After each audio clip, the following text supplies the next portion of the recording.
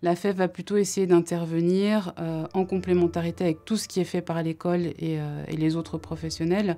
On va essayer d'agir sur l'estime de soi, la confiance en soi, la compréhension des apprentissages. Pourquoi, à un moment donné, c'est intéressant d'aller à l'école et de s'investir dans son parcours scolaire. Après, en fonction des tranches d'âge, bien évidemment, on ne fait pas les mêmes choses. Pour les petites maternelles, on va surtout essayer d'agir sur la notion de lecture-plaisir, essayer de donner envie aux enfants en leur faisant découvrir les bibliothèques, des ouvrages, des albums, que la lecture, ça peut être quelque chose d'assez chouette, d'assez ludique, ce qui va aider après, plus tard, à l'enfant à rentrer peut-être plus facilement dans l'apprentissage de la lecture. Et ça, pour le coup, c'est le rôle de l'école, de vraiment lui apprendre à lire. Après, quand on rentre dans les cycles élémentaires, collège et lycée, on a de toute façon la notion de travail scolaire qui fait son apparition de manière plus prégnante.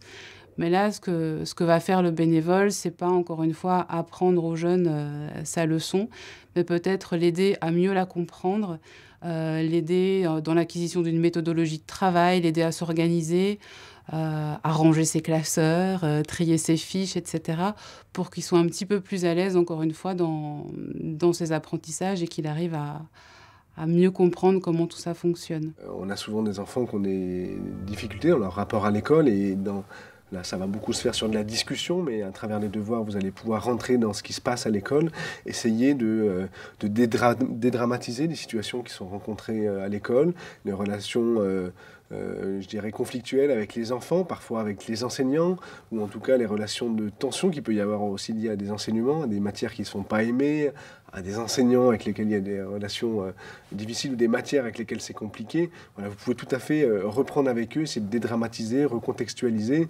Beaucoup de sentiments d'injustice chez les enfants, essayer de leur faire prendre du recul par rapport à tout ça. Sur les questions de la scolarité, il y a plusieurs approches qui sont possibles. D'abord, la première approche qui est celle des devoirs. Voilà, on va vous demander de travailler avec le jeune sur son organisation, sur sa méthodologie. L'objectif, ça va être de l'aider à faire ses devoirs à la maison. Avant le contenu même des devoirs, ça va être le cadre qu'on va travailler avec le jeune. Est-ce qu'il a un espace de travail? Est-ce qu'il organise son temps? Il se rend de l'école, il fait une pause goûter, il se détend. Ensuite, on reprend sur les devoirs dans un temps défini. Voilà. On va essayer de travailler sur matériel. Est-ce qu'il va à l'école avec son livre? Est-ce qu'il a des stylos, une trousse? Est-ce qu'il sait utiliser son carnet de liaison? Ou est-ce que les papiers sont tous en boule au fond du cartable? Avant tout, la première des choses, c'est ces éléments d'organisation, de méthodologie. Comment est-ce qu'il a une méthode de travail? Vous êtes étudiant, vous savez apprendre par cœur des quantités de pages importantes. Donnez-lui des méthodes pour lui aussi apprendre par cœur, pour apprendre une poésie, pour utiliser un livre. Sur les choses à ne pas faire, attention, l'objectif, c'est pas que les devoirs soient faits chaque semaine, parce que 2 heures par semaine, vous n'aurez pas le temps d'arriver à faire les devoirs, comme peuvent vous le demander les parents, peut-être des enseignants qui ont ces attentes-là. En tout cas, c'est important pour vous que vous expliquiez que les devoirs, si on peut travailler dessus pour les raisons qu'on a expliquées, ce n'est pas entre guillemets, l'alpha et l'oméga de l'action, puisque vous n'arriverez pas à répondre à cette problématique de faire les devoirs chaque semaine pour l'enfant, et c'est pas pour ça qu'on vous envoie auprès de ce jeune. Il va donc falloir que vous travaillez avec lui sur un certain nombre d'éléments essentiels. Quelles sont les consignes? Ces consignes, elles renvoient à quel contenu? Ce contenu, il est dans ton livre ou dans ton cahier? Alors, tu as les consignes, tu as le contenu, et puis toi, tu as un cahier pour le faire, tu vas le faire sur un cahier, sur une fiche. Il ne faut surtout pas sous-estimer ces questions matérielles. Un enfant qui travaille, c'est d'abord un enfant qui installe bien sa table, avec ses crayons, avec les cahiers qu'il faut, avec l'outil qu'il faut, le livre qu'il faut, etc. Et puis quand on a tout ça, on va essayer de regarder qu'est-ce qui t'est exactement demandé et est-ce que tu es capable de le faire? Pourquoi tu n'es pas capable de le faire? Pourquoi tu butes là-dessus? Alors tu as besoin de quoi pour résoudre ce petit problème que tu ne comprends pas? C'est une explication? Et si tu butes non pas sur une explication, mais sur la capacité d'écrire, parce que tu es en difficulté à l'égard de l'écriture, eh bien, on va tenter de l'écrire ensemble. Tiens, tu me dictes et j'écris. Et puis ensuite, la fois d'après, tu verras, tu pourras écrire tout seul ou prendre l'initiative d'écrire tout seul. Et petit à petit, vous allez ainsi accompagner l'élève dans sa capacité à faire son travail d'une manière intelligente. Parce que c'est ça l'important. L'important n'est pas que l'élève rende son devoir comme ça, que vous lui fassiez son devoir pour qu'il ait une bonne note. Évidemment, ça n'est pas l'objectif de l'accompagnement de l'élève. L'important c'est que l'élève, à l'occasion de son travail scolaire, eh bien, pense, réfléchisse, devienne intelligent sur ce qu'on lui demande et acquiert ce qu'on appelle de l'autonomie. L'autonomie, ça n'est pas un don. On ne le trouve pas dans ses gènes et dans son berceau, l'autonomie. L'autonomie, cela s'acquiert parce qu'on a des aides, mais pas des aides qui sont assujettissantes, pas des aides qui entretiennent la dépendance, des aides qui permettent à l'autre de se prendre en main lui-même. C'est ça le véritable accompagnement. Une des qualités qui est demandée, attendue, mais aussi en partie construite au moment des devoirs à la maison, c'est la question de l'autonomie. Aujourd'hui, l'autonomie dans le travail, c'est une valeur qui est vraiment centrale dans le système éducatif. Et les enseignants se plaignent souvent de ce que les élèves ne sont pas assez autonomes. Sous-entendu, ils devraient l'être. Et le travail à la maison, c'est le moment où on doit être autonome, puisqu'il n'y a pas les garde-fous de la classe et de l'école en général. Et donc, cette autonomie, dans les milieux plus favorisés que ceux dont on parle, elle se construit dans beaucoup d'actes de la vie quotidienne. Dans le fait d'oser poser des questions aux adultes, tout simplement. On va chez le médecin, on demande qu'est-ce que c'est le traitement, mais qu'est-ce que j'ai, etc.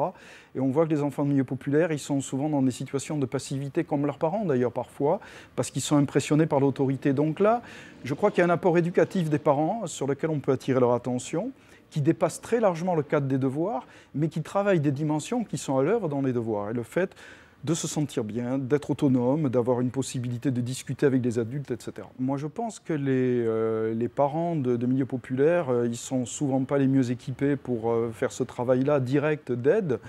Et d'ailleurs, pourquoi leur demander? Parce que c'est souvent les mettre en difficulté.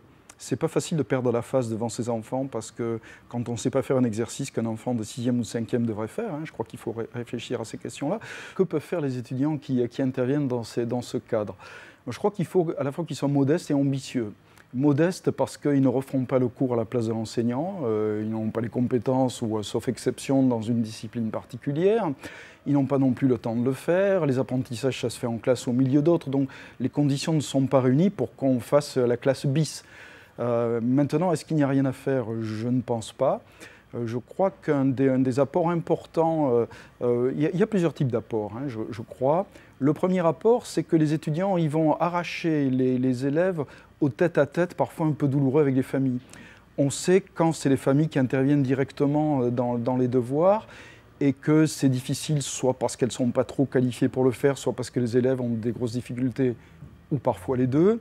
Ça fait parfois des psychodrames familiaux, ça dure une éternité. Là où les enseignants disent ça doit prendre un quart d'heure, on entend dire que ça prend 3 quarts d'heure, 1 heure, 2 heures, et qu'à un moment donné on arrête parce qu'il faut passer à table. Donc cet aspect-là, il vaut mieux qu'il y ait du tiers. Et je pense que de ce point de vue, les étudiants ont joué un rôle tout à fait important, tout simplement dans la vie des familles, dans la paix de la vie des familles. Mais ce rôle ne s'arrête pas là, parce qu'ils peuvent donner des conseils de bon sens. On voit par exemple que pour beaucoup d'élèves, il n'y a pas de rapport évident entre les exercices qui sont donnés à faire et le cours qui a été fait en classe. Et le fait simplement que des étudiants soient là, ou des personnes adultes en général, pour dire « mais tu sais, cet exercice, il a peut-être un rapport avec ce que tu as fait dans la journée ou hier », pour des élèves, ce n'est pas évident. Donc on rouvre les cahiers, on regarde la leçon, on s'assure qu'elle a été prise, comprise, et du coup, dans la plupart des cas, les devoirs deviennent plus faciles à faire.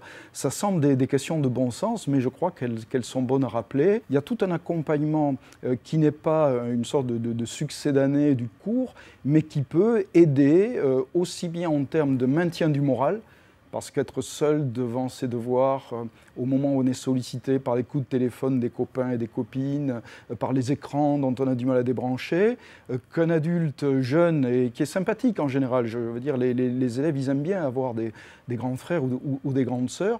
Voilà, ça joue sur plusieurs aspects du clavier. Pacification des relations familiales, présence d'un adulte jeune qui maintient dans la tâche et apport de manière de travailler qui, sans se substituer au cours, est quand même un élément tout à fait important.